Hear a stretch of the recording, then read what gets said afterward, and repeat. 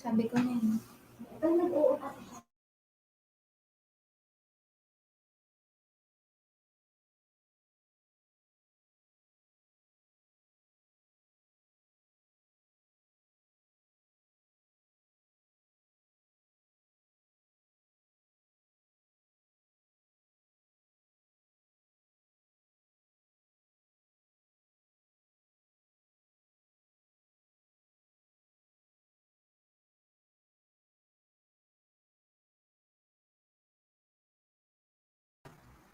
Ma'am Pray, hindi yata gumagalaw yung walang audio.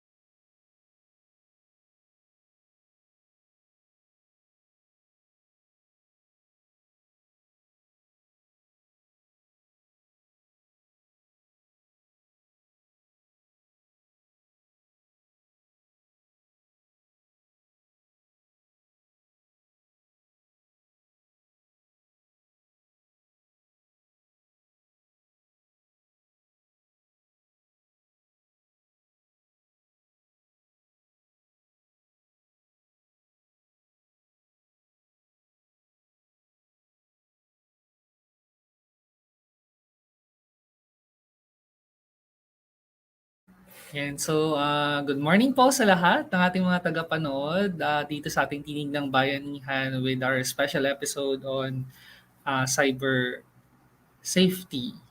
Meron lang po tayong kaunting technical problem. So, while waiting for my Ma'am Frey, we'll have to make greetings lang muna sa ating mga viewers. And I believe majority ng ating mga viewers right now ay mga learners coming from the different public schools of SDO Santiago City. So, hintayin lang po natin makabalik si Nurse Spray and we'll start po our program. But sabi ko nga, babati muna po tayo. So, from Divisoria High School, Sir Rolando Ramos, and of course, the faculty and staff of Divisoria High School. Good morning po sa inyong lahat dyan. And of course, from Rosario Elementary School, I believe this is a learner. Ma'am Flor Gina Sabado of Divisoria High School. Good morning din po, ma'am. Sir Eddie Devane. Ma'am Maribel Chavez of Rizal National High School. Ma'am Ivan and Takama. At we also have Kriana Zen Alcantara from Rizal National High School. So, dalawang school pa lang po nakikita ko dito. Divisoria and Rizal National High School. We also have from Ma'am Marisa Bueno of Kabulay High School. Good morning, ma'am. And of course, sa faculty and staff ng Kabulay High School, headed of course by Ma'am Chitri Buka. Ayan, nandito na ata si Ma'am Pray. There you are. Good morning po sa ating lahat. Merry Christmas! Ayan. So, my apologies for the delay po kanina. I had difficulty in my connection po.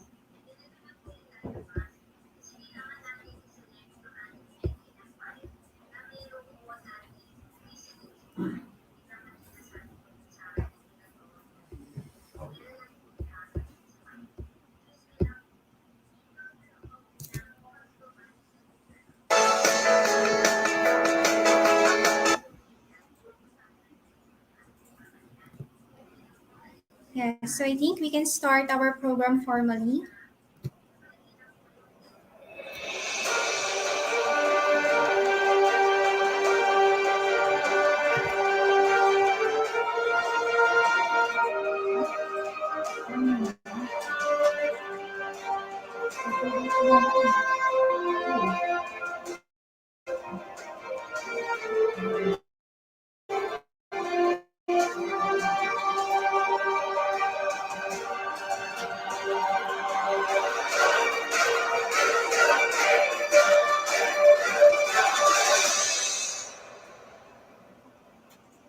Mga kababayan, ang pambansang awit ng Pilipinas.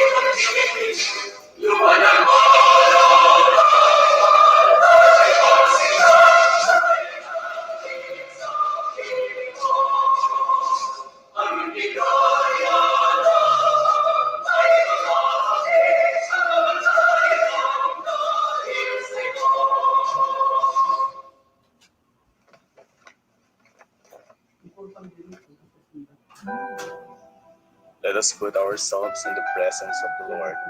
Let us pray. Our ever loving Father, the core of every reason, the source of truth. You who made the earth and the heavens are the ultimate goal of every knowledge seekers, the infinite wisdom and the cause of all that is good.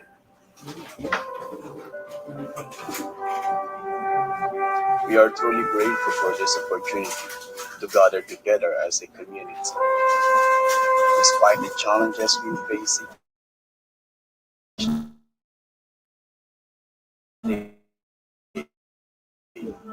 yet the responsibilities for better purposes. We now humbly ask you to join us in our endeavor to explore the wonders of life and the world for knowledge's sake, that in whatever we learn today, we become more grounded to you, who is truth, who is love.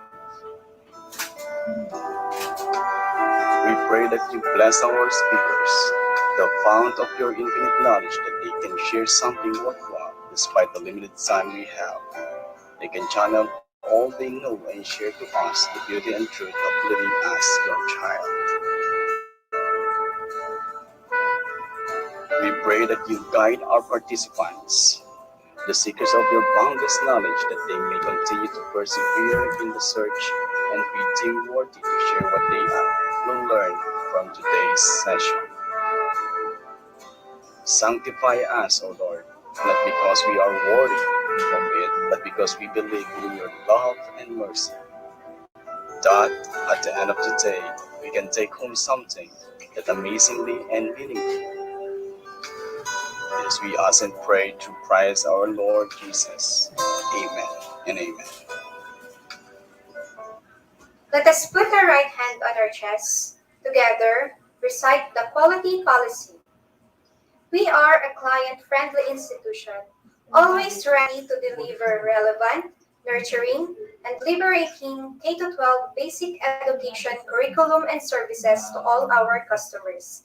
We commit to provide quality, timely, transparent, responsive, and equitable services to our stakeholders in compliance with laws, rules, policies, procedures, and the principles of continual improvement for good governance.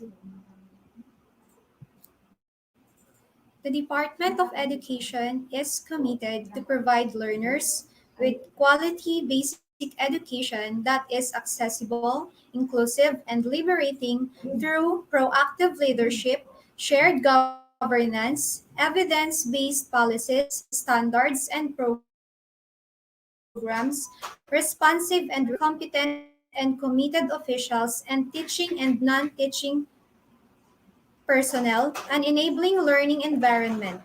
The department upholds the highest standards of conduct and performance to fulfill stakeholders' needs and expectations by adhering to constitutional mandates, statutory and regulatory requirements, and sustains client satisfaction through continuous improvement of the quality management system.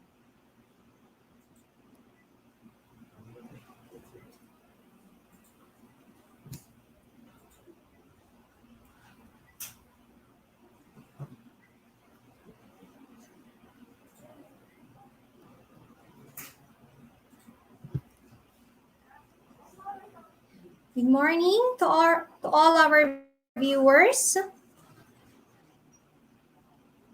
Can I ask the assistance of our DIO, Sir Marfil, to please flash me on the screen? Yes, ma'am, you're Yan. on the screen. Sir Mar. Yes. Good morning, magandang umaga po sa ating lahat, sa ating mga kaguruan, sa ating mga learners, to our parents, and other stakeholders. Maraming salamat po sa inyo sa pag-attend sa activity nating ito. And again, we are on our episode of Comprehensive Health Education webinar series on the topic Promoting Cyber Safety is Healthy. Welcome po. So, shout out to our live viewers there. I received a message a while ago from a teacher of Sinili Integrated School. So shout out to grade 11 Diamond and their subject teacher, Sir Ace. So sabi niya, they will attend this activity because of their subject, Empowerment Technologies. Ayan. So thank you so much to our secondary schools, is most especially because this topic is very suitable for them, and also sa ating mga uh, guidance counselors, and also to our teachers who are attending with their students today for their guidance. Maraming salamat po. So to start, our Schools Governance Operations Division Chief, Ma'am Rosalia B. Gutierrez, duly represented by our dentist, Doc Leah R. Edroso, will now give the welcome remarks. Isang mapagpalang umaga sa ating lahat, sa mga tagapanood ng Tinig ng Bayanihan. Ako po ay naatasang i-address sapagkat ang aming SGOD Chief ay may mga importanteng inasikaso. Today po, sa aming Butihing Schools Division Superintendent, Dr. Cherry S. Ramos, at ang ating ASDS, Doc Jonathan A. Fronda, at ang ating Chief Education Supervisor ng CID, Dr. Janet Bautista. Magandang umaga po. Sa ating tagapagsalita or ang ating resource speaker sa usapin sa araw na to, Mr. Christian Roy and Melad, Information Technology Officer ng Kagawaran ng Edukasyon Central Office, sa ating mga education program supervisors na kasama natin sa umagang ito, ang ating masipag na kasama sa ating Health and Nutrition section, ang aming Medical Officer 3, Dr. Alvin Agustin, at sa ating mga nurses, sila Ma'am Che, Ma'am Pray, and Ma'am Cathy. Mga ginigiliw naming mag-aaral, mga magulang, mga guro, mga school heads, at mga kapartner, muli magandang umaga po sa ating lahat. Layunin ng Kagawaran ng Edukasyon, lalo na ng ating dibisyon sa lungsod ng Santiago, ang mapalawig ang programa hindi lamang para kakayahang intelektual, kundi para rin sa pagpapaunlad ng pagpapalawak sa kaalaman ng cyber safety. Bilang tugon, upang maligtas sa paggamit ng teknolohiya, ay minabuti na ating sangay na magkaroon ng online symposium or orientation training sa pamamagitan ng Tinig ng Bayanihan upang maibsan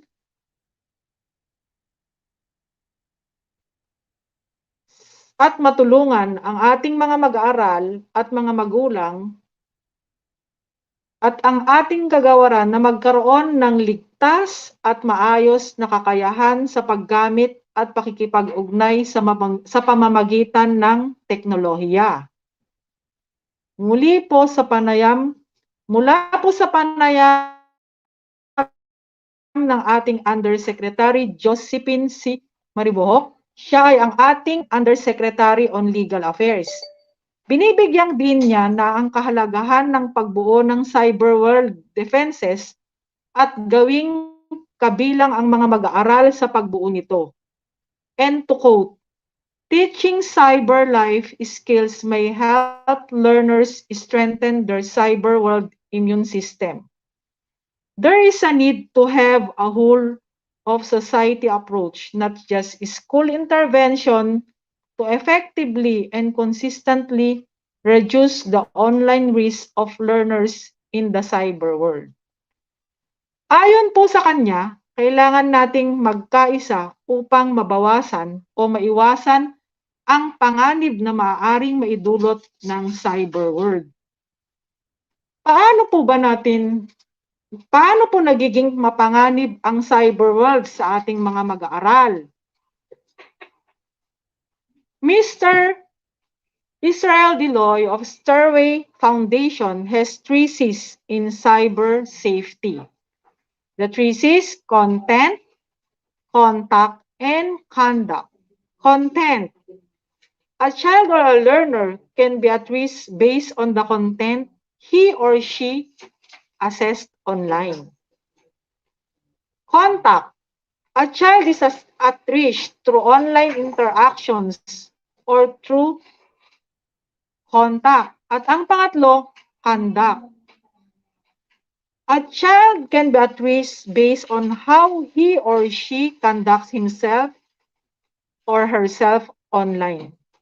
Kaya nga po ang SDO Santiago City, katuwang ang Health and Nutrition Section, ay isinasagawa ang oryentasyon na ito upang mabigyang diin ang kahalagahan ng pagkakaroon ng ligtas na online environment para sa ating mga mahal na mag-aaral at pati na rin ang pagpapalawak ng kaalaman ng ating mga magulang at ng ating mga guro bilang duty bearers upang maproteksyonan ang ating mga mag-aaral.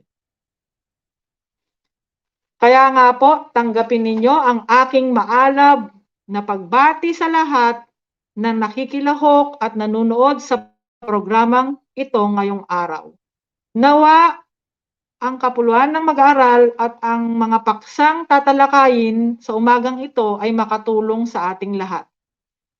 Akin din iniiwan ang hamon sa bawat isa na aktibong makilahok at makibahagi sa pamamagitan ng pagtugon sa mga katanungan ng ating mga tagapagsalita. Hangad ng SDO Santiago City, ang katagumpayan ng programang ito, kaagapay ang bawat isa sa inyo. Muli, isang mapagpalang araw po sa ating lahat. Thank you so much, Doc Leia, for that very welcoming message po. Actually, si Doc Leia na yung all-in-one message natin this morning because our top management, our SDS Cherry S. Ramos and ASDS Jonathan Funda had to attend to an equally important activity this morning. But rest assured na ang suporta po nila sa ating activity at ang kanilang warm messages ay naibigay naman ng ating dentist. So thank you so much, Doc. Now, to set this activity, the statement of purpose will be given by our Medical Officer 3, Dr. Alvin A. Agustin.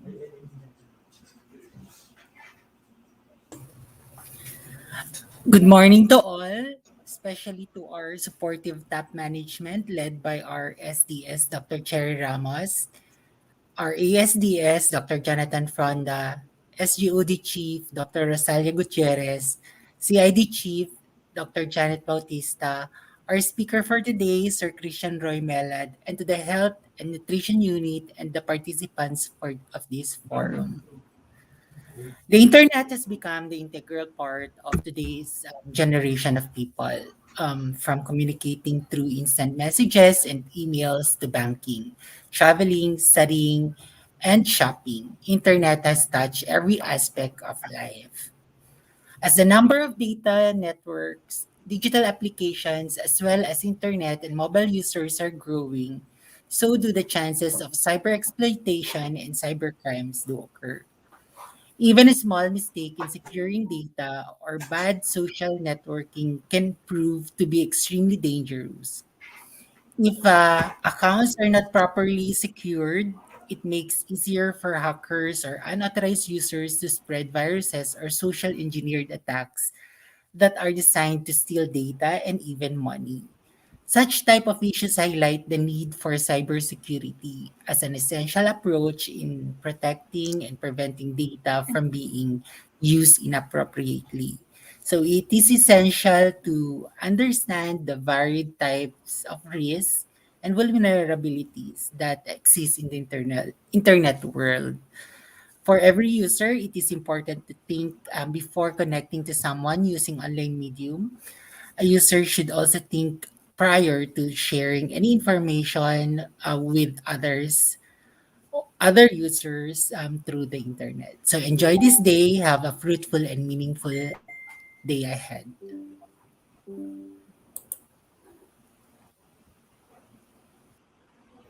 Thank you, Doc Alvin, our very supportive Medical Officer 3.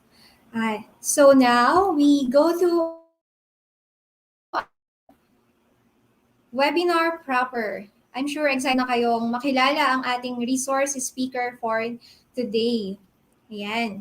So let me introduce to you our resource speaker for this activity on the topic Promoting Cyber Safety is Healthy.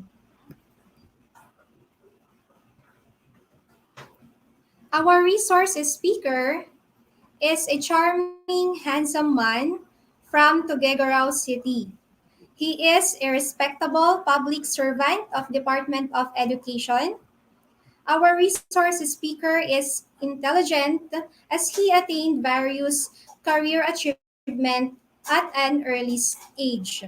He has a strong leadership as he was the former lead internal quality auditor of DepEd Region 2 and eventually became the quality management representative, which contributed to our department's overall performance in terms of excellent quality service provision. Our speaker models transparency, very industrious, and he is an active government employee. With all of his outstanding accomplishments, he remains nice and humble. Being resourceful and organized is a given for someone who is an information technology officer and at present works in the Bureau of Human Resource and Organizational Development, Organization Effectiveness Division. Lastly, our speaker has so much more to offer as he is still young and single. So let us welcome our resource speaker for today's activity, Sir Christian Roy N. Melad, Information Technology Officer 1 of the Bureau of Human Resource and Organizational Development, Organization Effectiveness Division. Hello, good Good morning. morning, Okay Sir yung audio Roy. ko? Okay yung audio ko? Yes, sir. Or Yes yeah, po. okay. Yes, loud and clear, sir.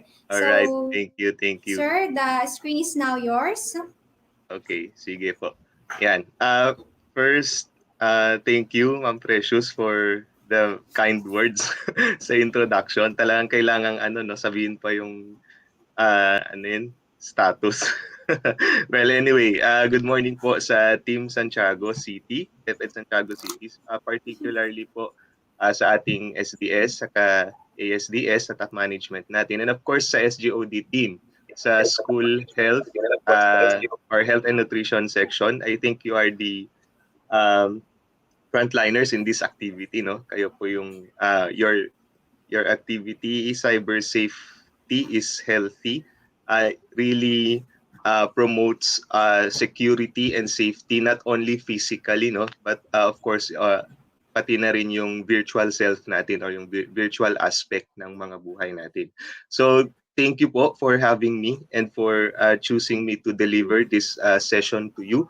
So we are the title of this session is Cyber Safe. This pertains to online etiquette and safety measures. And across the slides, no, upon our discussion, I shall also give you 15 tips to protect yourself, your privacy and digital content from cyber crimes and other online issues. So for the slides that I'll be presenting, the tips, I hope you take down notes or you uh, screenshot or grab a screen capture of the 15 tips para hindi nyo po siya makalimutan. Okay?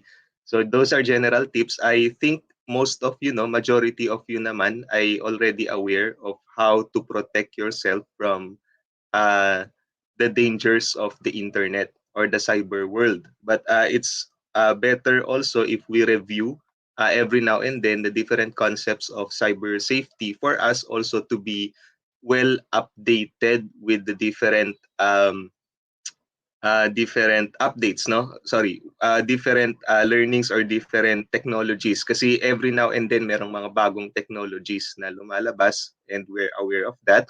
And of course, kailangan din nating maging aware para maging alert tayo kung sakaling merong dangers po na binibring out itong mga latest updates ng technology natin. So let's start po with our discussion. Every now and then po, I will turn off my camera kasi I think my internet is slow. So it will facilitate bandwidth if i-turn off ko po yung camera ko. Okay? Yan. So our first slide, of course, aware po kayo dito sa mga pinapakita ko sa inyo ngayon na mga icons, no? And we collectively term this one as social media. Okay, so lahat naman tayo for sure, no, alam po kung ano yung Facebook, kung ano yung Instagram, kung ano yung Twitter, YouTube, and TikTok, no? Of course, we also have Telegram, WhatsApp, and sobrang dami pa pong social media platforms na pwede nating gamitin ngayon. Of course, may mga advantages itong social media natin kung bakit sila or kung bakit natin ginagamit itong mga applications na to. First and foremost, yung communication, di ba? Kahit nasa malayong lugar tayo, yung mga relatives natin, yung mga friends natin, ang bilis lang natin silang makontak through call, through chat, or VC, video calls, di ba? But aside from communication, no, marami pa pong gamit yung social media natin ngayon tulad ng mga online shopping, 'di ba? Meron na tayong mga Lazada, mga Shopee, and so on. And sobrang dami pa pong purpose. Okay, kung isa-isahin natin baka hindi tayo matapos dito sa session na to. So I think you are well aware of the different advantages of social media, and kakambal po ng advantages na 'yan ay disadvantage. Okay, of course, meron din pong mga disadvantages yung social media natin. Kaya yun po yung pag-aaralan natin sa session na ito. Okay? Let's try to visit first what happens in the internet within 60 minutes. I have here a graphical representation of the data of 2020 and 2021. So ano nga ba yung nangyayari sa internet natin sa loob ng 1 minuto or sa loob ng 60 seconds. Okay? Sabi dito, let's get Facebook ano. Sabi dito, yung data ng 2020 ng Facebook, we have 1.3 million users who logs in every 60 seconds. Okay? So kung every 60 seconds 'yan, calculate na lang natin, no, how many seconds are there in 1 hour, are there in 24 hours. So kung millions na yung nasa 1 minuto, how much more pag sa isang araw, di ba? Sobrang dami na niyan. And the number grew, no, yung the quantity of the data grew pagdating ng 2021 because according to this data, meron tayo 1.4 million people who are scrolling in Facebook within 60 seconds lang. Okay? So this data is Googleable, no? Searchable siya sa Google. So pwede nyo lang i-check what happens in an internet minute. Makikita nyo doon yung mga data coming also from the previous years. So mako-compare nyo kung gaano lumaki or palaki ng palaki po yung internet data natin, yung number of users at saka yung mga paggamit ng platforms natin. Okay, so hindi na natin isa-isahin yan. You may search this one po, mga moms and sirs, and to our learners, no, na nandito po sa ating session, and of course sa mga nasa Facebook Live natin. You may try to look for this data para matry natin i-compare. Ano? Check natin, no, sa TikTok. Sa yung paglaki ng TikTok natin from 2020, we have 1,400 downloads. Ngayong 2021, naging 5,000 downloads na per 1 minute. Okay, so paano na lang yung data next year? Magta-2022 na. No? So lalaki na naman yung mga data natin. And yun nga, tulad ng sabi ko kanina, we have a lot of advantage sa paggamit ng social media natin. Kaya nga hindi na option sa atin kung gagamit ba tayo or hindi ng social media. We do not have a choice of whether we do social media. But the question now is how well we do it. When we say how well we do it, do we help ourselves or do we secure ourselves from the disadvantages or from the dangers of social media. That's how well we do it.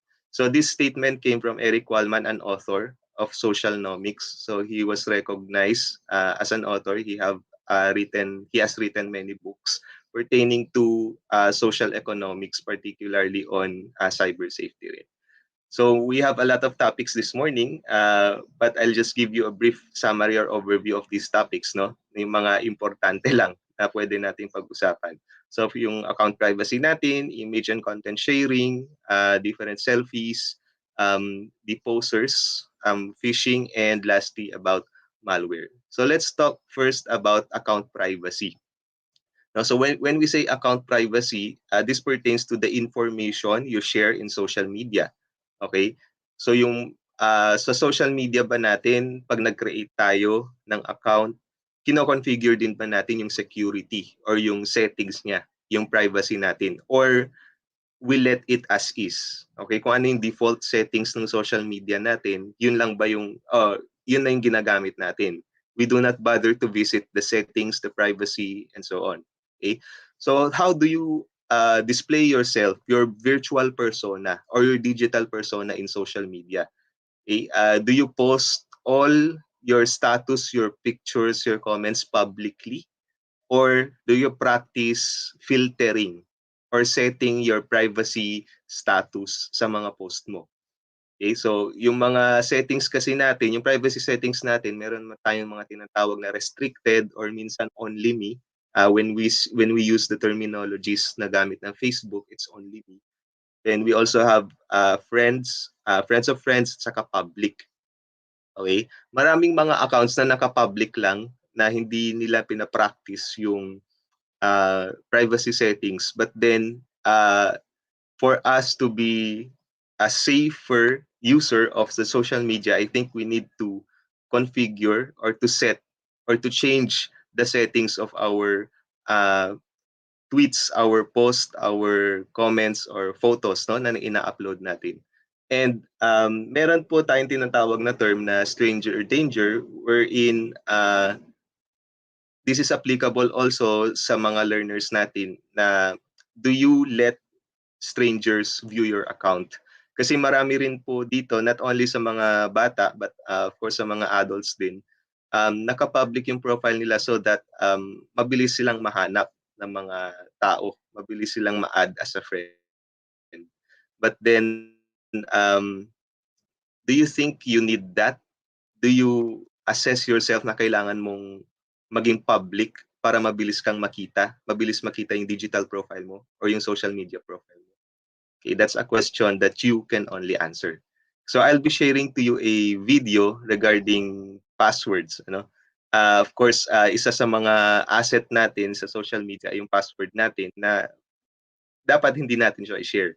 Dapat hindi po natin ibigay sa kung kani-kanino man yung mga passwords natin. So sino dito ang nagbibigay ng passwords nila sa mga friends nila or kamag-anak nila pag tinanong kung ano ang password ninyo? So let's try to watch this video po.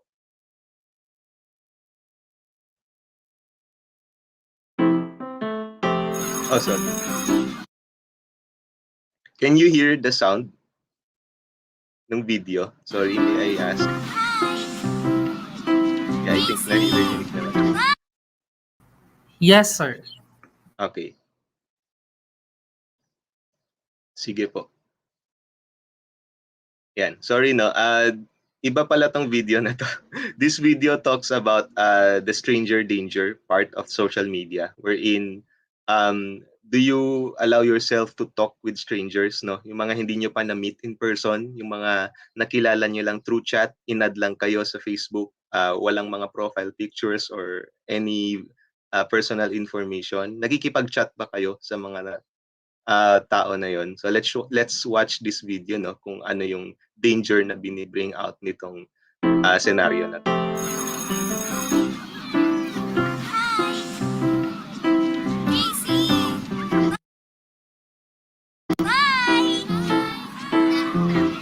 Kanina, tinawag na naman ako ni Miss Martin.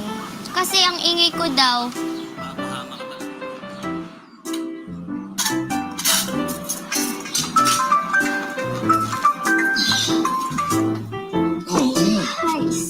hirap naman ng fraction homework ko. Sige nga, madali lang yan.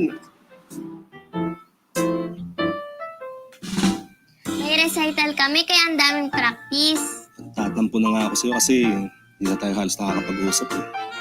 Naman eh. Siguro, ikaw ang star doon, ano? Ano costume mo? Pakita naman. Nahihiya ako eh. Sige na! Please?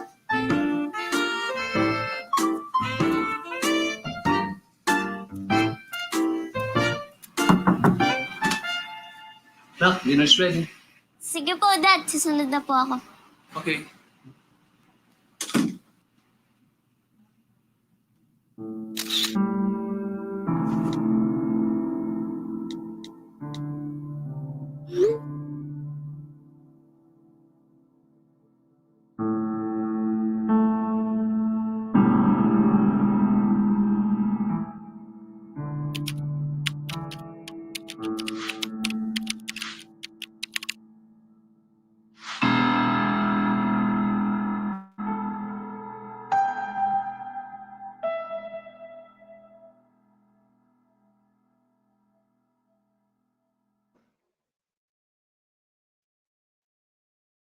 Okay, so I think you grasp the message of the video, no? So sabi dito, be cyber safe. This is actually a video ng DepEd rin, and it's uploaded sa DepEd website natin or sa YouTube channel ng DepEd. So you can rewatch the video if you like, if you want to, no? Pwede nyo pong i-share sa ating mga learners, especially yung mga bata-bata pa nating mga kids, no? Wherein, or yung mga learners natin wherein ano pa, hindi pa sila masyadong aware on how to use or how to be safe sa social media natin. So sabi dito nga sa message, 5 out of 10 kids befriend strangers, no? Na kung makikita nyo sa video, I think most of you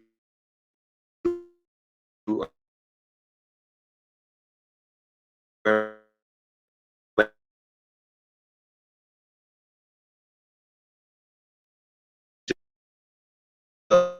majority of you, the first thing na naisip natin dun sa lalaki is that he is the father of the lalaki, no? So hindi sure yung kung yung kausap niya, or we call as a poser. Poser means someone who uses pictures of other people para sa display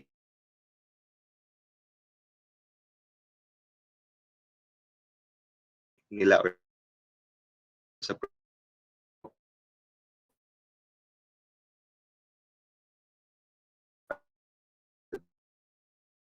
picture. So kung may nagpo-follow, okay, think nag-load lang siya. Okay, so again sila before you act. Okay?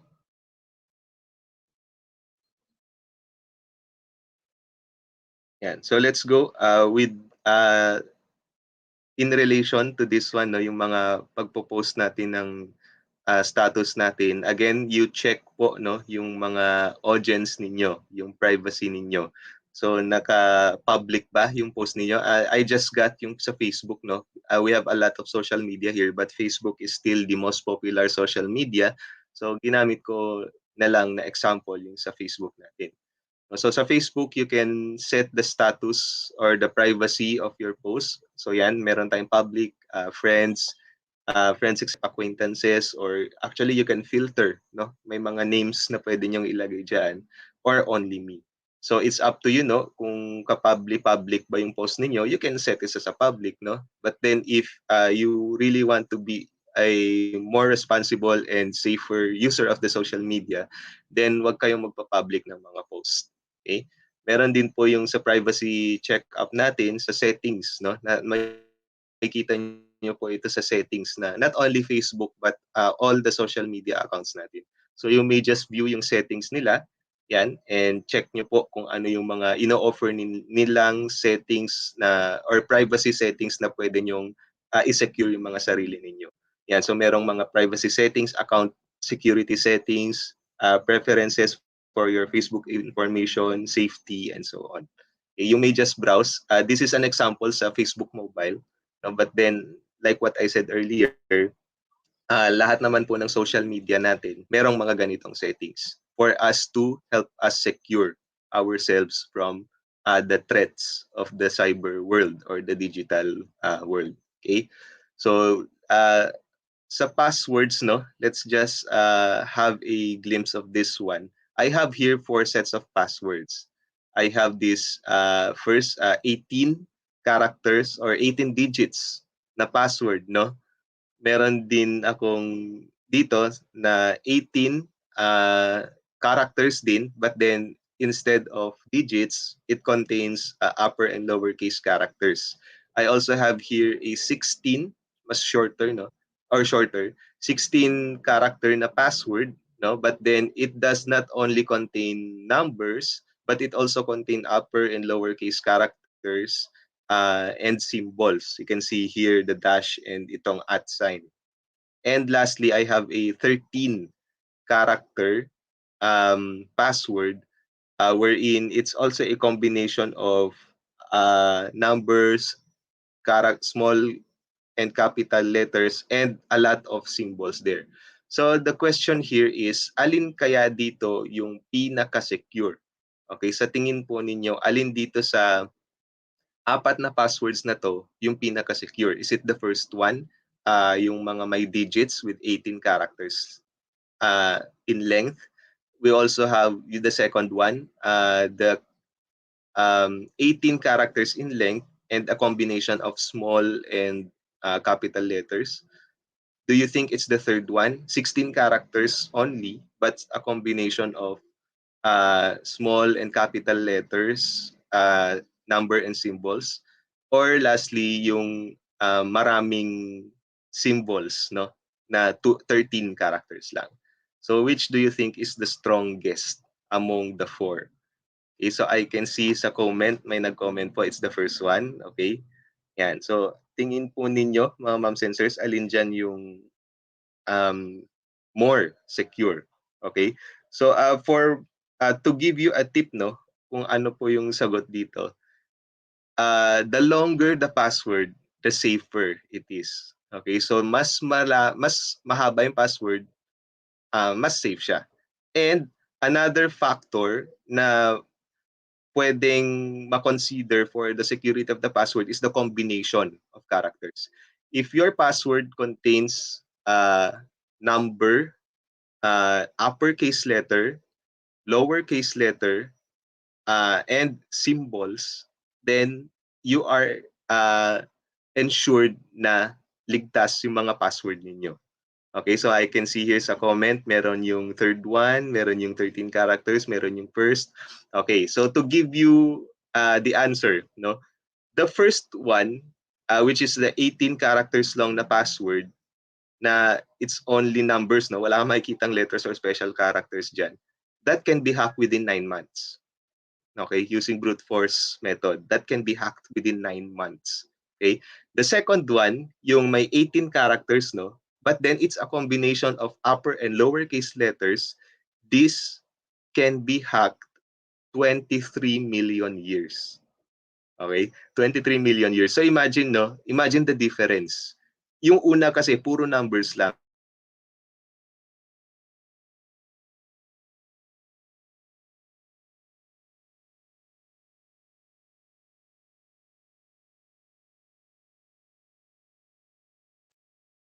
Okay, 23 million years po siya ma-hack. The third one, yung may 16 characters, this is shorter, no, compared to the first two. But then it's a combination of upper and lowercase letters, numbers, and symbols. This can be hacked 1 trillion years. Okay? So mas mahaba. Okay, 1 trillion years using brute force algorithm or method. And lastly, yung pang-apat, it has 13 characters, no? But a combination also of letters, numbers, and symbols. This can be hacked within 2 million years. Okay, so again, the first one, it can be hacked 9 months. Second is 23 million years. third is 1 trillion years, and the last one is 2 million years. Okay, so ito yung sinabi ko kanina, the length is an important key. Because if you compare the second one and the last one, the fourth one, no, yung second one, though wala siyang number and special characters, it is hackable within 23 million years. While yung last one, 13 characters siya, it's hackable within 2 million years. Okay? So again, if you place a password in your accounts, make sure na may mahaba siya. Okay? Not ngayon kasi hindi na advisable yung 8 characters long eh, 'di ba? And we do not term it already as password, but it's already a passphrase. Okay, passphrase wherein you are recommended really to use longer passwords with more than 12 number of characters, 16 or 18, kayo pong bahala, for as long as um, syempre matatandaan nyo siya. Diba? Because this is the challenge para sa atin, no, na mag-memorize ng mga passwords. Okay, I'm sure lahat po tayo challenge yan. Okay, na magkaroon ng, or ma-memorize natin yung mga passwords sa mga accounts natin. Okay. So, to sum it up, the safest password dito sa apat na to is the third one. Okay, because it's longer, no, than the last one. At saka it's a combination of letters, numbers, and symbols. Okay? Yan. So, yan. This is a table, no? Yung sinasabi ko kaninang brute force algorithm. Pinapakita natin dito na yung number of time, no, na pwedeng ma-hack yung ating mga passwords. So yung number of characters, you can see it here sa may left corner, no. So if 4 characters lang yung password mo, it can be hacked instantly, regardless of if it is a combination of many types of characters, no, of letters, numbers, and symbols. Makikita nyo dyan, yung mga nasa green, yun po yung mga safe na password natin. So mag-start yan with 13 characters. Yan, makikita nyo po dito. With 13 characters and a combination of numbers, upper and lower case, letters, and symbols. Okay? I'm not sure kung natatakpan itong last column na header. But ang nakasulat po dyan ay numbers, upper and lower case letters, and symbols. Okay? So makikita nyo, of course, yung 18 characters long, yun yung pinakamahirap i-hack using brute force algorithm.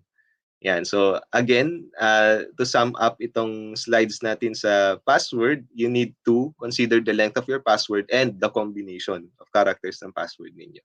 So ito yung video na sinasabi ko kanina, no, wherein ibibigay nyo ba yung password ninyo sa isang stranger kung may nagtanong. So let's watch We've been hearing a lot about this video. cybersecurity lately, largely because of what happened to Sony. Companies and individuals are more concerned about the safety and privacy of their information than ever. President Obama has unveiled a number of new proposals this week to crack down on hackers, and he plans to address this in the State of the Union speech on Tuesday. And it's great that the government is working on this, but the truth of the matter is we need to do a better job of protecting ourselves. You know, the most popular password in the United States is password 123. And as long as that's the case, we're vulnerable. So today we sent a camera out on a Hollywood Boulevard to help people by asking them to tell us their password. And this is how that went. We're talking about cybersecurity today and how safe people's passwords are. What is one of your online passwords currently? It is my dog's name and the year I graduated from high school. Oh, what kind of dog do you have? I have a Chihuahua Papillon. And what's its name? Jameson. Jameson. And where'd you go to school? I went to school back in Greensburg, Pennsylvania. What school? Hempfield Area Senior High School. Oh, when did you graduate? In 2009. Oh, great. It's like my cat's name and then just like a random number. Okay. Have you had this cat for a while? Yeah, she's my childhood pet. Aw. And what's her name? Her name is Jolie. Jolie. Mm-hmm. So like a password of yours would be Jolie and then a number. Yeah. Like number 1? Like my birthday. Oh, when is your birthday? June 12th. Oh, nice. And what year were you born? 95. Oh, great. Mm-hmm. So Jolie 6/12/95. Yes. Got it. So you mean to give my password right now? No, I cannot do that. But we all want to know what it is so we can tell you if it's strong or not. Oh my goodness. Let me think. Okay, one is Tel Aviv. Yeah. 468, and then Israel. It's only 3, but it's for me it's strong enough. Ireland, 1, 2, 3, 4. Gemma, 1, 2, 3. Spell Gemma. Well, most of them are Italian. Oh, beautiful. Yeah. So like what's a good Italian password? My grandma's name, What's your grandma's name? Maria. Maria. So Maria is your password? Oh yeah, now you know my password. Oh yeah. Yeah. Well, the important thing is they learned a terrible lesson. Yan, okay. So you saw the video, no? Halos lahat nagbigay nung passwords nila nung hiningi. The technique the interviewer used here is what we call a social engineering, no? Wherein at first medyo hesitant ka pa magsabi ng info, but upon further questioning or interview, masasagot mo rin yung kung ano yung gusto niyang isagot mo. So tulad ng mga nangyari sa iba, nagbigay lang sila ng hint kung ano yung password nila, no? But then upon further questioning nito nag-i-interview tulad ng sa isang babae, tinanong kung ano yung name ng pet niya, saka yung kung saang school siya, saang year siya nag-graduate. So eventually, nasabi niya rin kung ano yung password niya. Ano? So yun, maano natin, maging alert tayo, no, sa mga ganito kasi of course kung may mga stranger na nagtatanong sa atin ng personal information natin, dapat hindi po tayo bibigay sa kanila or magpo-provide sa kanila ng mga data natin because of course our personal information is pagmamay-ari natin. So kung ibibigay natin, that will lead to parang hindi na nagiging private yung mga information natin. Hindi na siya nagiging personal. Okay, so to sum up, let me give you yung first 3 tips, no? First 3 tips natin dito sa session na to. First is regarding your security sa mga devices ninyo. We have what we call as two-factor authentication. I'm not sure if narinig nyo na siya, no? Two-factor authentication means that hindi lang PIN code or hindi lang password ang security measure ng mga devices ninyo. You may also use biometrics, no? You may also use security questions. You may also use your Google Authenticator or yung tinatawag din natin na OTP. Okay, meron I think you're familiar with OTP, no? It's one-time PIN or one-time passcode wherein after logging in your PIN or your password, minsan nire-request ka pa to enter the one-time PIN being sent to your mobile phone or to your email. Okay, this is what we call as two-factor authentication. Okay, so kung marami ka pang in-incorporate na mga measures or authentication means, no, yun yung tinatawag natin na multi-factor authentication. So the more the authentication method, safer yung mga devices natin, yung mga phones natin, yung mga accounts natin sa social media, yung mga laptops natin and so on. Okay? So sa Facebook ngayon, meron din two-factor authentication doon, no? So aside from entering your password, minsan magse-send pa sa'yo ng one-time PIN or OTP, no, na i-input mo sa Facebook mo para maka-login ka. Yun yung two-factor authentication ng Facebook. And aside from that, minsan biometrics, no? Para sa mga may phone na inaalaw yung fingerprint scanning, no? Pwede niyo pong gamitin yung fingerprint scanning, okay, for your multi-factor authentication. So if your social media accounts allow you to have 2FA or MFA, please grab it, no? Kailangan mas ma-secure natin yung pag-access ninyo sa mga social media. Usually pag hindi ka naka 2FA or naka MFA, you are the ones who are prone to hacking. Okay? So yun, kailangan sa mga Instagram natin, sa mga ano pa ba, mga popular social media ngayon, mga TikTok, Twitter, sa lahat, no? kailangan po nating i-apply ang 2FA or MFA. Second is use passphrase instead of password. Okay? Kasi ang password, 8 characters lang yan, while passphrase is a minimum of 16 characters. So sabi ko kanina, we do not promote the use of password ngayon, passphrase na tayo.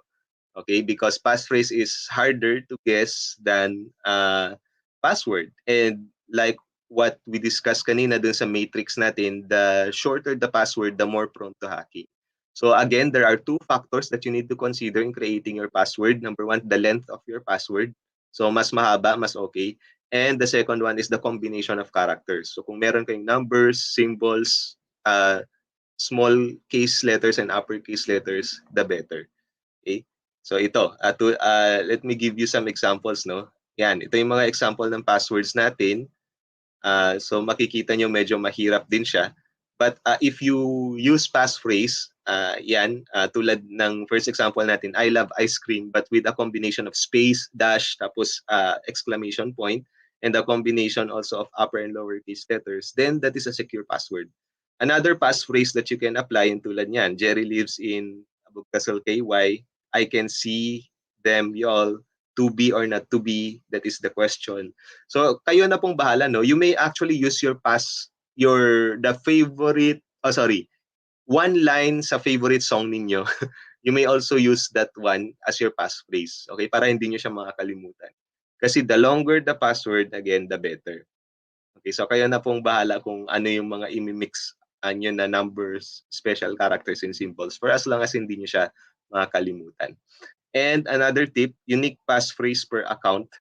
This is the challenge, no? Kasi sabi dito, you should have a different passphrase sa email, sa banking accounts, sa online shopping accounts, at saka sa social media accounts, which is difficult. Diba? Kasi iisang password na nga lang, minsan nahihirapan na nga tayong ikabisado. How much more kung iibahin pa natin per account. But then this is a good practice, or this is a better practice, no? Na kailangan kung ano yung password mo sa email, iba sa social media, iba sa banking accounts mo, at saka iba sa online shopping. So that if meron man na hack na account mo sa isa sa mga to, hindi siya magiging applicable dun sa iba pa. Okay? Kasi tendency is, if na-hack yung social media mo, pwede na ring ma-hack yung banking account mo, online shopping account, at saka yung mga email mo, because you are using only one password across all the platform. Okay? Kaya po ina-advise na magkaroon ng unique passphrase per account.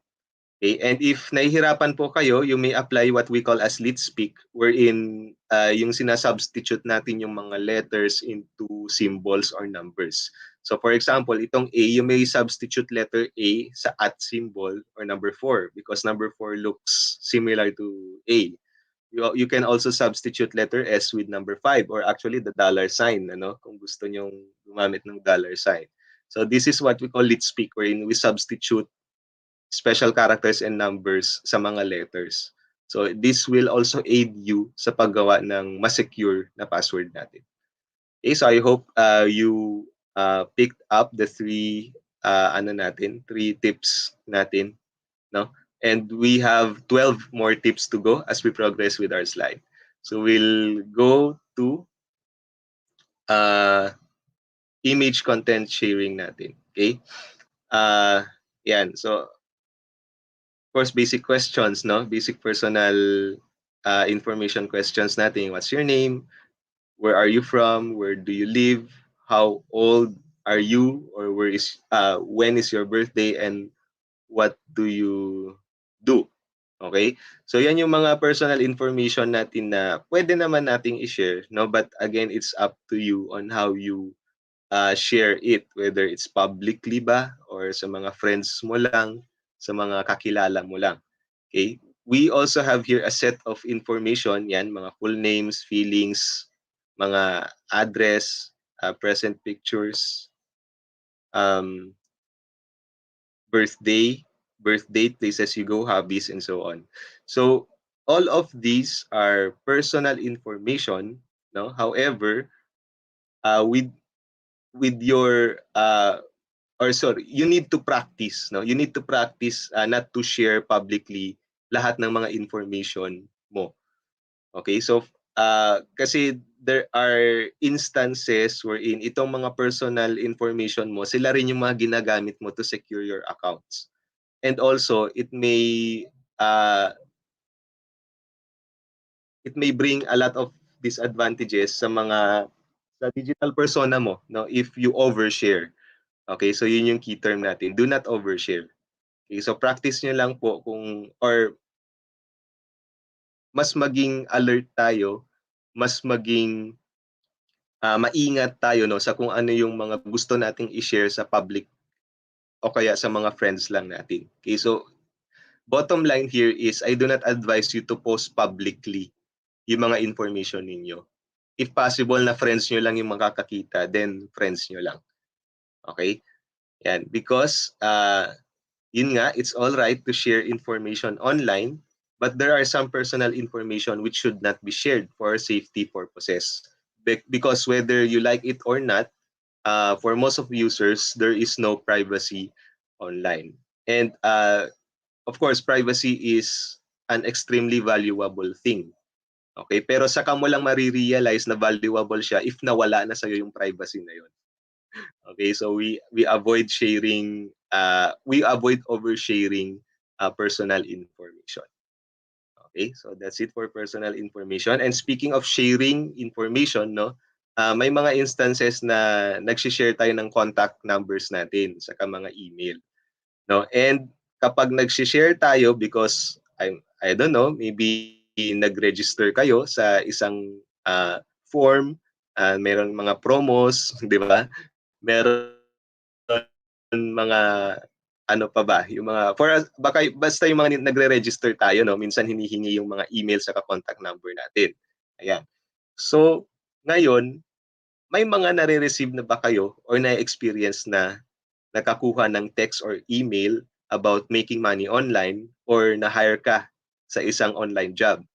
Naka-experience na rin ba kayo na may na-receive kayong text galing sa kamag-anak ninyo sa abroad na nanghihingi ng load sa inyo? Okay? Or naka-receive na pa kayo ng text galing kay Attorney Aquino ng DSP o Attorney Bustamante ng PCSO na sinasabing nanalo daw kayo sa raffle or sa loto? Okay? So itong mga to, hindi natin sigurado, 'di ba, kung saan nila nakuha yung mga information natin. But of course, hindi dapat tayo maniniwala sa mga ganitong messages na nare-receive natin. So again, I'm going to let you watch a video pertaining to personal information and the National Privacy Commission. So kung may mga ganito kayo nare-receive, huwag nyo na lang pong aksyonan para hindi po mag-lead sa danger. Okay? Kasi ang mangyayari dyan, pag naniwala kayo dyan, at makakakuha pa ng mas maraming information from you, tendency is that baka manakawan kayo not only ng money, ng assets, but also your personal information.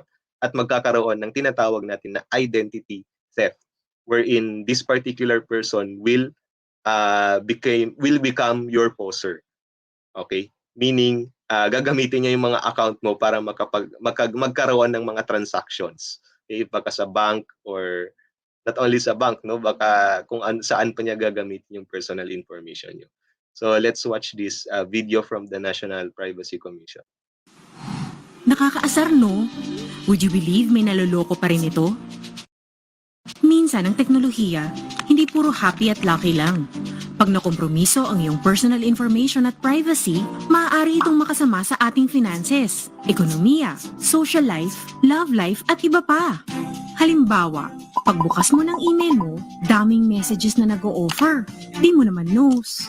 Daming stalker Ganito kasi yan, bes. Nag-post ka sa social media. Nag-register ka sa isang event.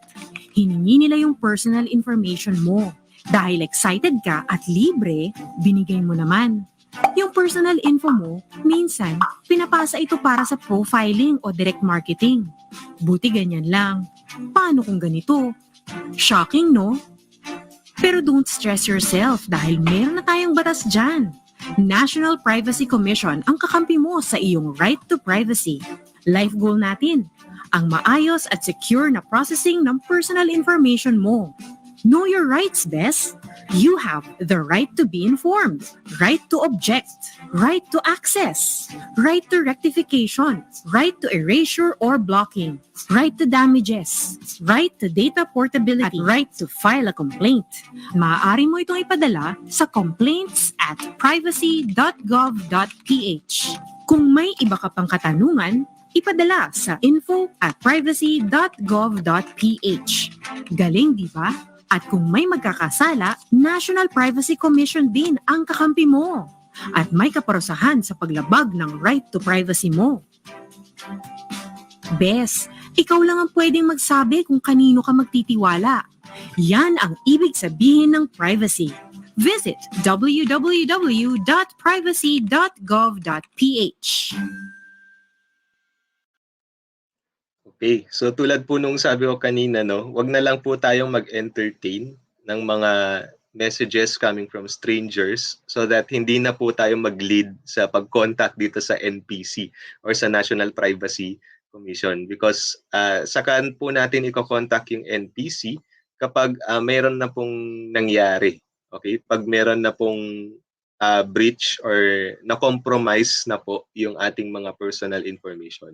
So wag na lang po tayong maniniwala sa mga nare-receive natin na emails or text, no? Or better yet, tawagan nyo sila, alamin nyo muna kung totoo nga ba yung mga information na yon na nare-receive ninyo coming from them. Okay? Kasi kung hindi sila sasagot ng matino, then most probably scam yon. Okay? Yan. So let's proceed to our third topic regarding selfies. No? So ano lang, short topic lang po ito, no? So meron po kasi tayong tinatawag ng mga safe selfies at saka unsafe na selfie. Okay? Hindi naman natin pinipigilan no na mag-post tayo ng mga selfies natin kasi maybe it's one way na nakakapagbigay ng saya sa atin no, sa social media.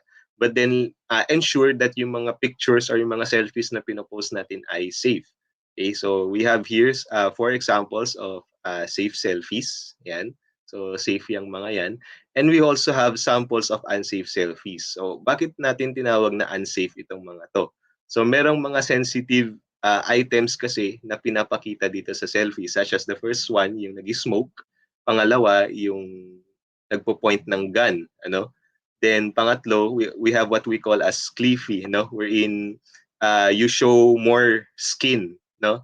Than supposed to be, no? And pang-apat, pinapakita mo yung ID mo or yung personal information, something which contains your personal information. So mahirap po pag ganito kasi pwedeng i-zoom out yan, makikita yung mga personal info mo, and it might cause identity theft. Okay? So paano kayong mag-guide kung safe ba or unsafe yung selfie ninyo? Itanong nyo lang sa mga sarili nyo itong questions na ipapakita ko. Okay, so before you post a selfie or a picture, alamin nyo muna sa sarili ninyo, no? Do you want your friends, do you want your online friends, your relatives, your colleagues, your parents, no? To see the photo of your loved ones, to see the photo of your children or newborn baby, to see where you are right now or yung tinatawag natin na hashtag ATM, no? I think you're familiar with hashtag ATM or yung at the moment natin, no? So, hindi natin maiwasan kasi minsan yon na pag naka-vacation tayo or nandun tayo sa isang lugar na um, magandang lugar, no? Pwede magpo-post tayo ng mga pictures natin. But then it's not safe na post tayo ng mga hashtag ATM especially if walang naiwan sa bahay. Because let me just share to you, no, merong isang pangyayari, one of my colleagues wherein nag-post sila, buong family na nakabakasyon sila. And then pagbalik nila after their 5-day vacation, nanakawan sila. Okay, so because nalaman sa mga post nila na nakabakasyon sila, no? Kaya yun, nanakawan po yung mag-anak na yun. And ang laki din nung nawala sa kanila. So yun, if possible, wag tayong mag-hashtag ATM pag walang mga naiwan sa mga ano natin, mga residences natin kasi yun, isa sa mga dangers or sa threats yung mananakawan tayo. Okay, another question, do you want your online friends to see what you are doing right now? Do you want your online friends to know what you feel right now? To know where you work or to know your job title? To see your skin or your body parts? To see the facade or interior or location of your house? And to know your problems or issues in life? Okay? So the answer is yours, no? It's your decision. The decision is yours to make. Okay, so hindi ako magre-recommend ng yes or no diyan, but then nasa sa inyo kasi. If you feel safe na i-post sa social media yung photo ng loved ones nyo, then go ahead, no? If you feel safe na magpo-post ng picture ng newborn baby ninyo or ng mga anak ninyo, then go ahead, no? Sa mga kids naman, yun, if you feel na safe yung pagpo-post ninyo sa kung nasaan kayo ngayon, yan, so kung ano yung mga food ninyo, then go ahead, no? Just post, no? But then ensure na naka-set yung privacy ninyo. Okay, wag kayong magpa-public ng mga posts. Yeah, so basic na yun, no? That's one of the tip na pwede kong mai-share din. Avoid placing your status or posting your status or your photos as public. Okay, if pwede friends lang, nakalimit lang sa friends ninyo. Okay, which leads us now to another set of security tips. So my fourth tip, please remember that you are not an exemption. Okay? You realize that you are an attractive target for hackers. Do not ever say that it won't happen to you. Kasi pwede at pwedeng mangyari sa'yo dahil wala namang pinipili yung mga ano natin, mga malicious people natin to hack our mobile devices or crack our accounts. Okay? Number 5, sinabi ko na rin kanina to, do not overshare, no? Because social media is not your diary. Okay? And the social media is not your ID card wherein you can post all your personal information or all your IDs, all your addresses, and so on. Okay? And number 6, selfie reminder, no? Check your surroundings, no? Before you take a selfie because you might capture photos of people, no? May mga nakikita akong selfies na aside from their faces, nakikita din yung mga mukha ng mga nasa likod nila na hindi naman nila kakilala. So, medyo ano yun, delicate yun for those people na nasa background ninyo. So, ensure that when you take selfie, walang mga tao na nakatingin or wala yung mga faces sa background para hindi naman ma-compromise din yung privacy ng mga tao sa likod. Okay? And be mindful of your selfies by following the guide questions I presented in the previous slide. All right. So let's now proceed to another topic, which is regarding online friends, no? And just a tip here, I think I already mentioned this kanina sa inyo, no? Na when you accept, before you accept friend request, make sure na legit itong tao. Okay? Or hindi siya poster account, hindi siya yung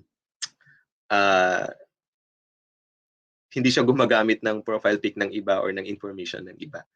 Okay, it's better also to filter your online friends kasi parang ano lang yan parang sa real life friends lang din na mas okay kung small lang din yung circle mo but then true. Instead of having multiple friends, thousands of friends, pero yung iba ay stalker mo lang. Okay, or parang hindi naman close to you. Okay? So, baka kasi sila yung mag-post ng threat sa inyo or ng, yun nga, dangers sa social media sa inyo. And speaking of dangers of social media, again, let me... What's up, guys? I'm Kobe Person. How easy is it for a pedophile to pick up an underage child using social media? Well, today we're gonna find that out. I made a fake profile on Facebook posing as a 15-year-old boy. With the parents' permission, I friend requested 3 girls, ages 14, 13, and 12 years old. I've been talking to these girls for the last 3 or 4 days, and today we're supposed to meet up. What we found in this video is shocking and something everyone should see. Be sure to watch until the end and use what we've learned in this video to better educate your friends and family. Hope you guys enjoyed the video.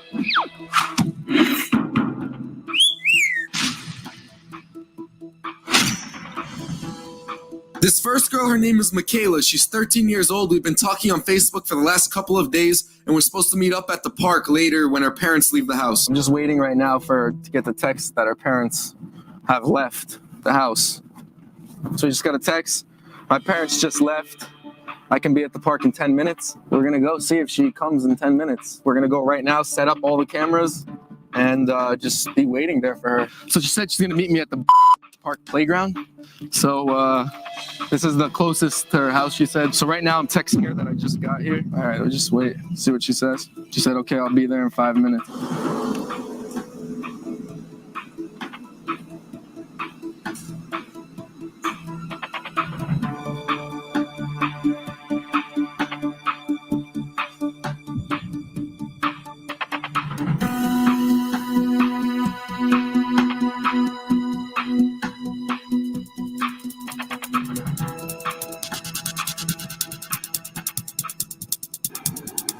Oh, she's coming, yep. Michaela? From Facebook. You remember? Michaela, are you crazy? Are you out of your mind? Sorry. He could have been a rapist. He could have been a pedophile. Why would you do this? Sorry. Yeah, you know that I could have been anyone. Like you talked to me for the last 4 days. You've been talking to me on Facebook. Do you know that? Like, you shouldn't talk to strangers, especially online. Like, I wasn't even do I look the same as my picture? It could be even worse than that. You realize how scary this could have been? Man, we have to talk. This next girl, her name is Juliana. She's 12 years old, and we're supposed to meet up tonight when her father falls asleep. So right now I'm here with John, who's Juliana's father. We're going to see if she's actually going to come to the door or not. She said, this was the last text, LOL, I would have to wait till my dad falls asleep if you want to chill, because I can't have boys over. So she wants to chill tonight, supposedly. What do you think about that? I don't think she's going to open the door. Gotta hope she doesn't open that door. What's your address?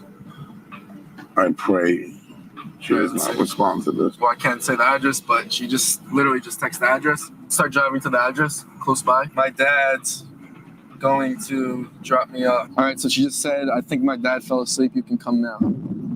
One with the light right here? Yes.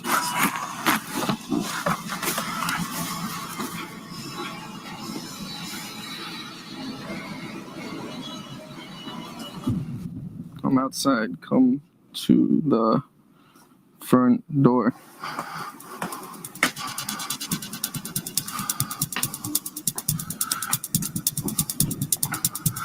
Are you ready? Sit chill.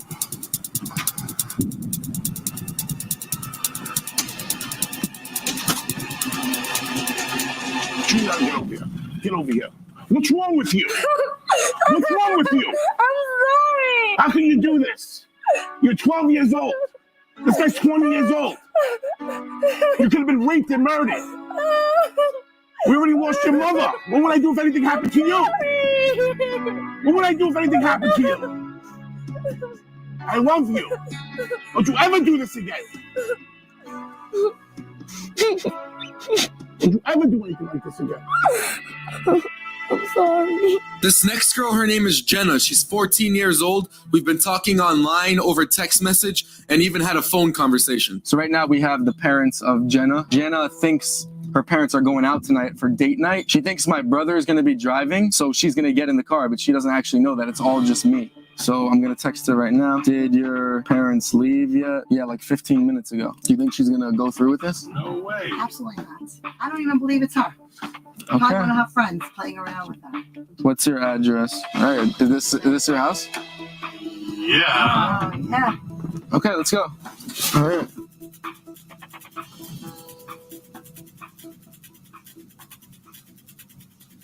We are here. Come out.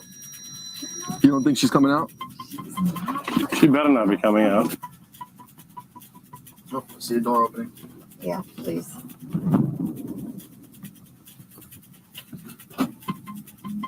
Yep. I see someone.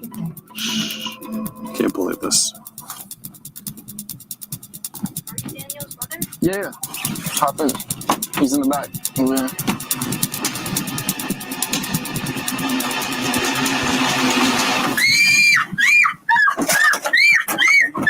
Jenna, stop. It's your mother and father.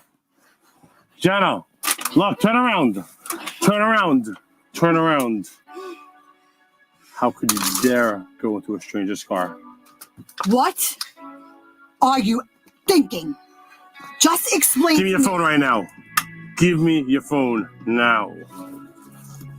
What would have happened if you came out and it wasn't us sitting back here and there were really crazy people back here? We never would have saw you again. We watched movies together. We looked at newspaper articles and the news about all these things are real life situations that have happened. And we've discussed them. What, you think it's fine to go try it out on your own? But what happened is this van would have drove away and it would have been 3 strangers sitting in this car. Huh? What would you have done? What would we have done? We didn't have our daughter anymore. You understand? You probably thought you were talking to a 15-year-old. You didn't even know what was happening, did you? You just got in like that. You were going with everything I was saying. You understand now. Just never ever do that again. It should teach you a lesson forever. Your whole life.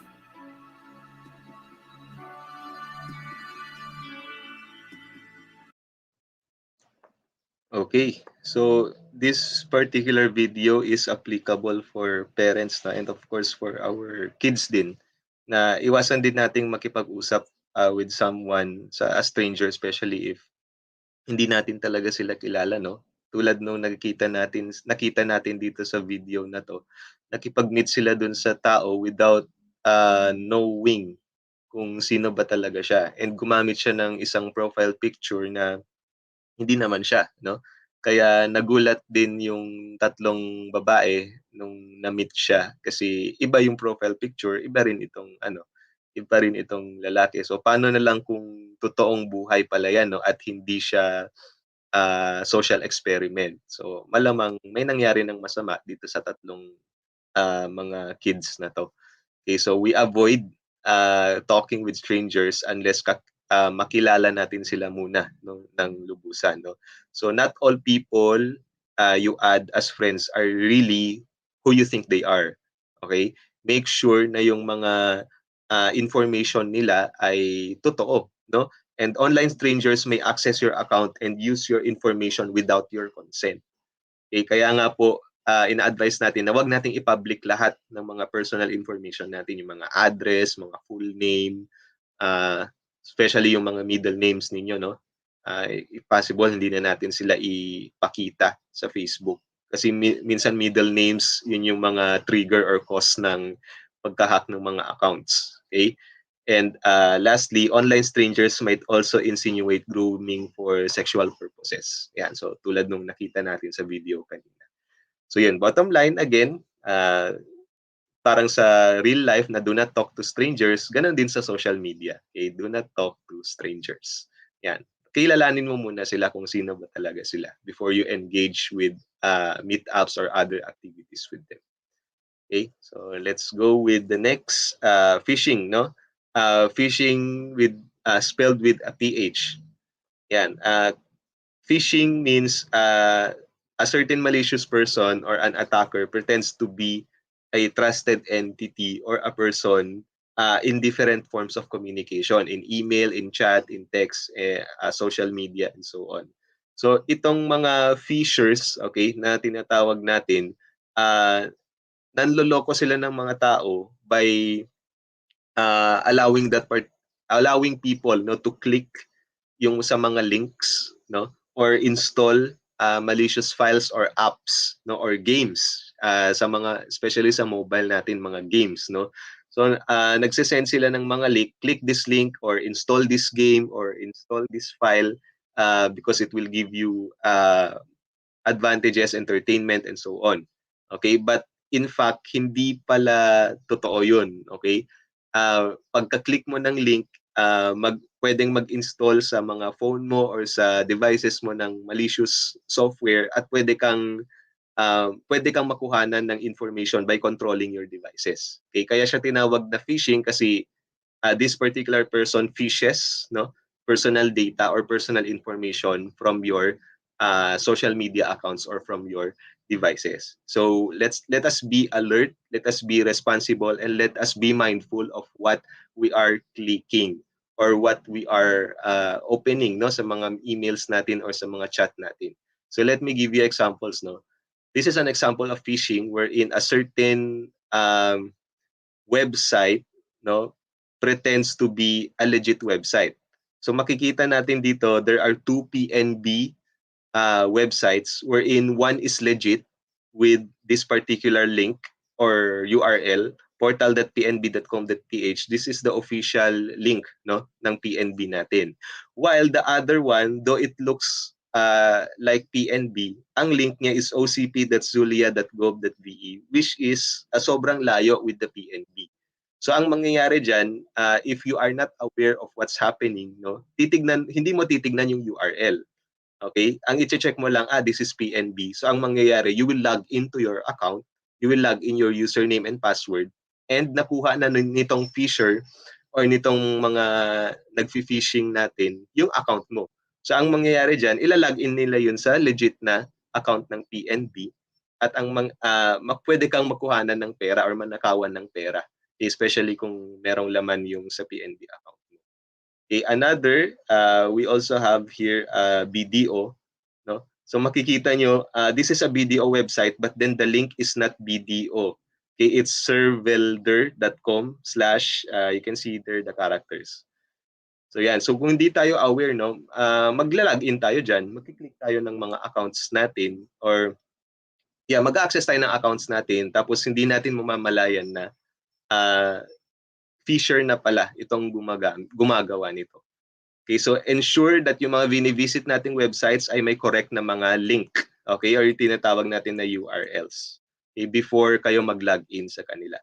We also have samples sa social media. May mga post na ganito, I think a year ago or 2 years ago, na inaalaw kayong mag-customize ng itsura ng Facebook ninyo. Na from kulay blue, pwede mo siyang gawing red, black, or yellow, no, to customize para maiba naman. Maraming nag-click nito. But then ang nangyari is na crack yung Facebook nila or na-hack yung Facebook nila. Okay?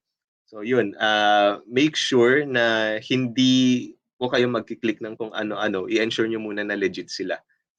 If this came from facebook.com, then pwede, no? Pero hindi it's a bit.ly na link, no? Tapos it allows you to log in sa Messenger and ang mapapansin nyo pa, messenger.online siya. It's not Facebook Messenger. Okay, so let's be careful with the links that we are clicking. So we also have here email, no? May mga, for example, ito, email coming from Netflix daw. But then kung makikita mo, it's from service local@reply.com. It's not coming from Netflix. Okay? Another is yung, I think, halos lahat may na-receive na ganito sa mga messenger nila dati. Mga na-share ng mga friends. Kasi merong mga anniversary, tulad nito, 30th anniversary daw ni Amazon, 100th anniversary daw ni Rolex, and so on. No? So maraming nagkiklik niyan. Ang nangyari, na-send din sa mga network nila, sa friends nila. Tapos yung mga naniniwala, kiniklik din naman nila. So we avoid clicking na lang, no? Lalo kung mga ganito, mga hindi naman katiwa-tiwala. Kasi for example, the first one, this is Coca-Cola. Pero kung i-check mo yung link, it's 0SP0L3E. It's not Coca-Cola. Okay, so we make sure na legit itong mga links natin, okay, before po natin sila i-click.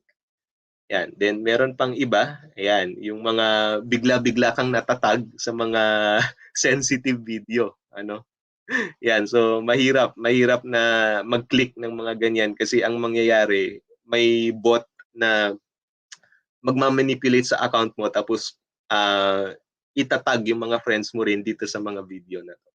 And lastly, yung recently lang, yung nakaka-receive tayo ng link na merong na link sa WhatsApp, yung merong wad.me, no? I think you're familiar with this one. I'm not sure kung naka-receive kayo, pero ako naka-receive ako. Actually, marami. 3 lang tong pinakita ko. Lahat yan, na-receive ko yan. Okay? So, making money using your mobile phone, earn 200 to 15,000 pesos a day, mga ganyan. Tapos, job recruitment, job street, ganyan. Tapos, click wad.me. Makikita nyo may WhatsApp link sa mga yan, no? So pag kinlik nyo yan, pupunta kayo sa WhatsApp and tendency is baka ma-compromise yung phone ninyo. Merong bot na may install sa phone ninyo and yun nga, malalock yung devices ninyo, makukuha yung mga personal accounts ninyo. So we avoid clicking na lang yung mga yan, yung mga especially too good to be true na mga offers, no? At sa mga hindi nyo pa kilalang numbers. Okay? So we'll now proceed to the third set of security tips. Tip number 7, change your privacy settings. Na-discuss na natin yan. Do not accept friends you do not know personally and study before you click. Yan. So yun yung mga ano natin, mga kailangan nating isipin palagi, no? So kung may mga nare-receive kayo na links, i-ano nyo muna, no? Scrutinize nyo muna. Galing ba yan sa legit or trusted source? If yes, then pwede nyo i-click. But if no, then wag na. Okay? Kasi it might compromise your safety in the cyber world. Okay, let's proceed to another topic which is regarding virus or malware. Ayan, hindi lahat ng mga elements sa devices natin na nagko-cause ng slow or hindi nagre-respond na device is virus. Okay? Kasi ang virus is isa lang sa mga tinatawag natin na malware. Okay, so collective term po niyan is malware, no? And virus is one of the types of malware. Okay? So aside from virus, we also have ransomware, scareware, spyware, trojans, and adware. Ano? So viruses, usually those are installed or attached to the emails. Tapos pag kinlik mo yung email, may install yan sa computer. So tendency is yun nga, babagal yung computer mo or merong madedelete na files kaya hindi na aandar yung computer. Ransomware naman, this is one of the most delicate malware kasi it locks your computer tapos pagbabayarin ka nitong hacker na to. Okay, you need to pay him or her a fine, no? Tinatawag na fine 'yan.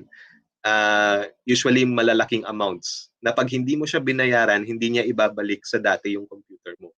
Okay, pero usually naman ang nangyayari, pag nabayaran mo na siya, hindi rin naman niya ibabalik sa dati yung computer mo. So, nahack pa rin kahit nabayaran mo siya. Okay, so mag-ingat tayo sa pagkiklik kasi baka ransomware na yung mga kiniklik natin. Another is scareware. Ayan, so the user would be taken to a page to purchase a fake program. Mga ganyan, no? So scareware, I'm not sure kung naka-encounter na kayo na may na-visit kayong site tapos may nag-appear na your phone is infected or your laptop is infected or your computer is infected tapos install this antivirus or malware to remove, mga ganyan. So yun yung mga tinatawag na scareware. Tatakutin ka na na-infect yung computer mo, sasabihin na i-install mo itong app kasi this will remove this virus. So pag in-install mo naman yon, doon natatakbo yung virus pala yung in-install mo instead of antivirus. Okay? Mga ganyan. Then spyware, it can monitor all your transactions in your device. So pag na-install na yung spyware sa laptop or computer mo, tendency is lahat ng mga galaw mo, lahat ng mga scroll mo, pagla-login mo, nakikita nitong spyware na to. Napapanood ka ni hacker. Okay, and ang mangyayari diyan, pwede siyang, for example, sa nagla-login ka sa mga mobile accounts, mobile banking accounts mo, online shopping accounts mo. So pwede niyang gamitin yung mga accounts mo to purchase his own or to withdraw yung mga nasa bank account mo, no? Kasi nakikita niya lahat ng movements mo. Okay? Trojans and adwares, again, other types of malware yan. And marami pa, no? Marami pang iba-ibang klase ng malware na may mga iba pa na na parang hindi pa sure kung napangalanan sila or hindi kasi technology is always updating, no? Laging nag-e-evolve ang technology natin, so we're not sure sa dami ng mga bago sa technology, lahat din yan may kakambal na mga disadvantages or threats.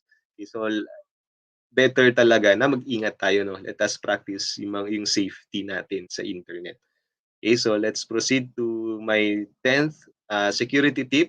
Always update your system, no? So mga computers ninyo, yung mga gumagamit ng Windows, ensure na naka Windows 10 kayo or kung 11, okay lang din.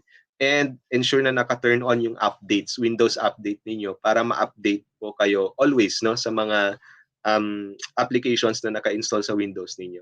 And sa mga phones din, yung mga naka-iOS or naka-Android, make sure na ina-update nyo yung mga apps, ina-update nyo yung operating systems ninyo para maiwasan natin yung na-compromise or na-hack or na-crack yung system ninyo because these are not updated. Okay, use your own device and internet. Yan. So if possible na hindi na tayo gumamit ng mga computer cafes or computer shops, huwag na tayong gumamit ng mga public computers, no, to log into your personal accounts. Yan. Kasi yun nga, hindi natin sure dahil hindi natin computers yung mga yon, baka there's something installed in there or what. No, so better use our own device na lang if meron tayong mga sari-sariling device. Or if gagamit man kayo ng mga public computers or public devices, make sure na na magla-log off kayo palagi, ano, at saka i-ensure nyo na safe yung ginagamit ninyong devices. And yun nga, avoid public wifi pala, mga mom sensors and sa mga kids natin. If possible, we do not connect to mga free public Wi-Fis kasi yun yung target palagi ng mga crackers or hackers. Okay? Lahat ng mga nagko-connect sa public Wi-Fi, hindi natin alam kung may nakaabang ng mga hacker or crackers na doon and baka ma-compromise yung device ninyo at any time. And always read the data privacy notice. So kung meron po kayong mga fini-fill out na forms, no, make sure na may privacy notice yun. Kasi yung privacy notice yung ano natin, safety net natin. Wherein, if merong privacy notice yung mga registration forms, yung mga fini-fill out natin, yun po yung pinangahawakan natin para hindi ma-compromise yung data. Okay? Because privacy notice is a requirement of the NPC or the National Privacy Commission. So kung merong privacy notice yung mga ano natin, mga forms natin, make sure na basahin nyo po kung anong nandun sa privacy notice. Okay? Na i-ensure nyo na yung mga information na fini-fill out ninyo ay gagamitin lang for that particular purpose. Okay? So for example, sa training, no, make sure na yung registration form ay may privacy notice na gagamitin lang yung information nyo for that particular training purpose at hindi siya ipapasa-pasa sa kung kanin-kanino. Okay? My last 3 tips, contact information encryption. When we say or when we send contact information, no, we avoid sending the whole, for example, itong 0917-233-1527. We avoid sending the whole number. Okay? Instead, you can do this one. Okay? Or you can take a screenshot of that number and yung screenshot yung ipadala ninyo. Okay? Bakit? Kasi there might be some bots which can read or which can scan yung number ninyo and baka kung ano-anong gagawin dun sa number na yon. Sesendan ng mga kung anong message, gagamitin sa kung ano man yung paggagamitan ng mga hackers or crackers na yan. Same is true with the email. Okay? So instead of using yung @ sign, yung dot at deped.gov.ph, you may spell out yung @ tapos yung dot, you may spell it out, no? Or better, send the screenshot. Okay, send the screenshot na lang of that particular email instead of sending the whole email. Kasi mapapansin nyo, pag sinend nyo yung number at saka yung email, di ba nagiging clickable siya? Nagkakaroon ng underline tapos pwede mong i-click. Okay, so pag merong mga bots installed sa mga devices natin, baka merong mag-i-scan dyan tapos kung anong gawin sa mga information. Kaya ang ina-advise is to send the screenshot na lang or to encrypt yung mga ganito. Parang ganito, simple encryption lang. Okay? Second to the last tip, avoid installing or using free applications. Okay? Itong OMG app, I think you're aware of this one kasi parang nakatambal na yan sa Facebook, no? So especially if those apps are new and has a few reviews sa Play Store or sa App Store, no? So before you install the application, make sure na maraming review. Okay, at saka mataas yung star, if possible 5-star review or 4 something star na review. Okay, kasi yung kung 3, medyo alangan na tayo doon. Okay? And ensure talaga na safe yung application na to. Do your research. Okay? Do your own research na kung pwede ba, kung safe ba talaga itong mga apps na to. And lastly, be careful of what you install. You ensure that the app is legit, has a multiple review, high-star review, and few to no security issues. So paano malalaman yung security issues? Makikita nyo naman din dun sa reviews. Okay? You may visit yung App Store natin or yung Play Store natin, no? Makikita nyo yung mga reviews ng applications nyo doon before nyo sila i-install. So kung maraming mga negative comments, of course, medyo hesitant ka sa pag-i-install ng mga app na yun. Okay, but if okay naman siya, then go ahead. No, saka yung mga sa Facebook, 'di ba, ang dami pong mga games minsan na nagpapakita doon. So let's make sure na before we tap on those games ay secure nga ng mga game na to kasi baka pagka-tap mo sa game na yon habang naglalaro ka, meron ding naglalaro behind the scenes. Okay, may naglalaro ding mga hacker or cracker or bot behind the scenes. Okay, so I hope you learned a thing or two with regard our cyber safe topic and it help promote na maging safe po tayo, no? Maging safe po tayo sa cyber world natin with your digital persona. So I think this is the end of my session. Thank you very much once again po sa DepEd Santiago team. And let's practice the proper and responsible use of information and communications technology. So particularly sa mga learners natin, no? So habang bata pa tayo, kailangan maging aware tayo sa mga dangers. Especially ngayon, sobrang dami ng mga technology na wala sa panahon ng millennials na meron sa panahon ng mga Gen Z. Okay, so i-ensure natin na yung mga kiniklik natin, yung mga ina-access natin sa mobile natin, sa phone, sa mga laptops natin ay safe sila at hindi sila magkukos ng threat not only in your devices but also on yourself. So maraming salamat and good morning po again. Thank you for having me, DepEd Santiago. Ayan, thank you so much, Sir Roy. Very informative yung kanyang lecture for all of us, no? So, I'd like to take this opportunity to thank also our teachers and school administrators for facilitating po yung activity natin sa ating mga learners, especially to our secondary students from our 9 secondary schools and 3 integrated schools. So special shout out to Grade 10 Makapagal of Kabulay High School. Parang nag-attendance na kayo sa comment section. Ayan, thank you for listening well. For grade 11, Diamond from Sinili IS. Grade 10 of Divisoria High School. And several teachers from South Central School and Santiago North Central School. So thank you so much po. Initially, we really targeted our secondary students and we are thankful kahit na ganon, nakasama pa rin po natin ang ating mga teachers and students from elementary school. So thank you so much for participating in this meaningful activity po. And also to our non-teaching personnel, sa ating division office. Thank you so much for supporting po. Nakikita ko yung mga nagpa-participate sa ating CID group. Thank you so much po sa ating mga APS na watching with us ngayon. Salamat po. And so, I think for that, Sir Roy, congratulations and thank you so much po. I would like to take this opportunity to award our heartfelt gratitude po. Ayan. So, let me share my slide. Ayan. So, we'd like to award this certificate of recognition to our resources speaker for today.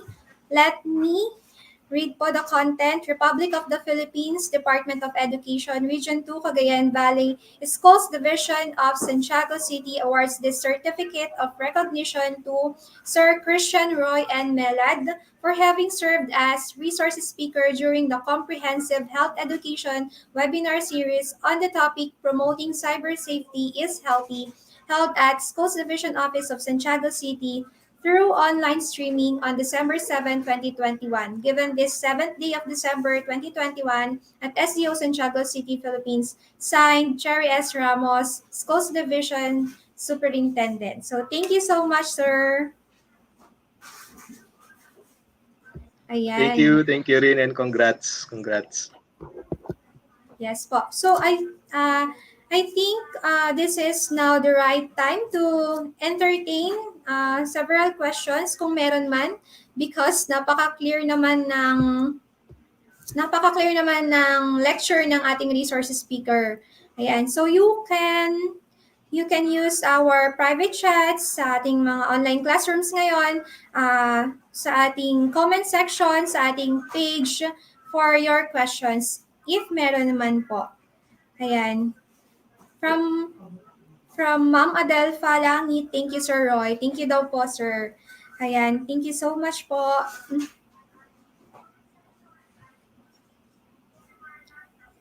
Ayan, so while waiting for your questions, I'd like to shout out for Ma'am Grace Sales ng North Central School. Sabi niya, she's watching with her kids daw today. So thank you, Ma'am, for learning with your kids, with your family. And Merry Christmas, Sir Ichan, from our YFP focal person, Sir Riz Achiha. Thank you, Sir Riz pala, and also to Sir Rick Kabugao. Thank you. Ayan, so I think walang mga questions. Sobrang clear and very informative yung naging lecture ni Sir. Actually, parang quiz na. May pa-quiz na ata mga teachers natin ngayon sa mga classrooms nila. So thank you so much, Sir. So again, to our SDO Santiago City family, to our 41 public elementary and secondary schools, thank you so much for again learning with us today. So this has been Nurse Spray. I would like to share to you a quote from Charles M. Hayes. Safety first is safety always. Thank you so much. Merry Christmas po.